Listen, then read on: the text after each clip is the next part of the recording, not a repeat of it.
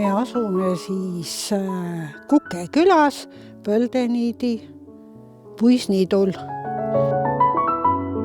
Vanasti oli siin Heinamaa, ma olen siin käinud lapsena ju kogu aeg tööl, sest tehti lehmale ja lammastele, tehti heinad, nagu igas peres need toimused. Ja lapsed muidugi olid ju ka haaratud nendesse töödesse, ega siis ilma ei olnud. Aga see on nüüd kõik möödanik, tehakse kõiki asju suurelt, niidetakse põlluheina, mis ei ole muidugi üldse võrreldav selle metsaheinaga. Et sellel on niisugune eriline metsaheina lõhn.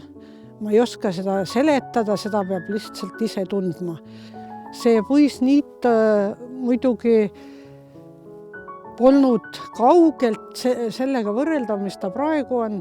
Me leidsime siit puisniidult need vanu sammaldunud kändused, ajahamba poolest, mis ammu olid puud maha võetud ja kännud ju, kes need olid nii kõrgelt nagu võetud maha, et kes siis nii maavastust neid võttes nagu nüüd oleks seda vaja olnud ja aastate kaupa tegime seda tööd, seda kiviaeda, mis siin kõrval praegu on, seda kiviaeda ma lapsena üldse pole näinud.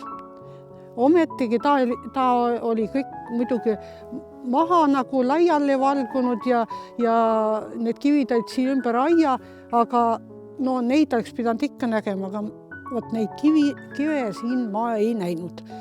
Ja see oli küll üllatus ja siis me vaatasime, et nii tore oleks, kui siin oleks see kiviaed üles lapitud.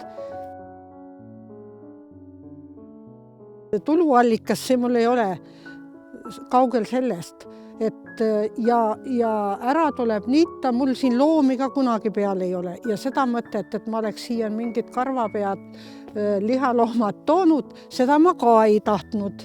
See võimalus oleks mul olnud, aga ma ei tahtnud seda, sest kui loom on peal, siis see on teine asi, kui inimene teeb selle puisniidu ära, siis see on teine. Sest et kui nüüd ütleme, ma ei niidaks seda või me ei niidaks seda, siis need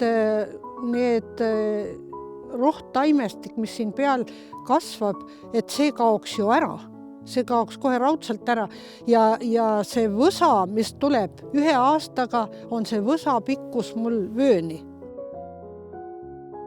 Sa tuled pärast siia Heinamaale, vaatad, võib-olla mõni seen on kasvanud, jalutad siin ringi, kohtud siin mõne linnuga, kes teeb su äälijälg, kõiki selliseid asju. Võt see on see rõõm. Kui sa oled harjunud seda tööd tegema, see ei ole mingi raskus, vaid sa teed seda, tunned sellest nagu rõõmu, lähed õhtul koju, sa oled võib-olla ramp väsinud, aga võt see on teine väsimus. Magad rahulikult, eks ole. See inimene, kes mõtleb, et tal ongi selline ala, kus on võsastunud mets ja läheks sinna metsa tegema, ta peab ikka kaaluma, kas tal on tahet, kas tal on kannatust seda. Praeguse ajal on ju nii, et kohe tahetakse suurelt ja kohe tahetakse, et kohe tuleb. Aga kohe ei tule mitte midagi. Kahjuks.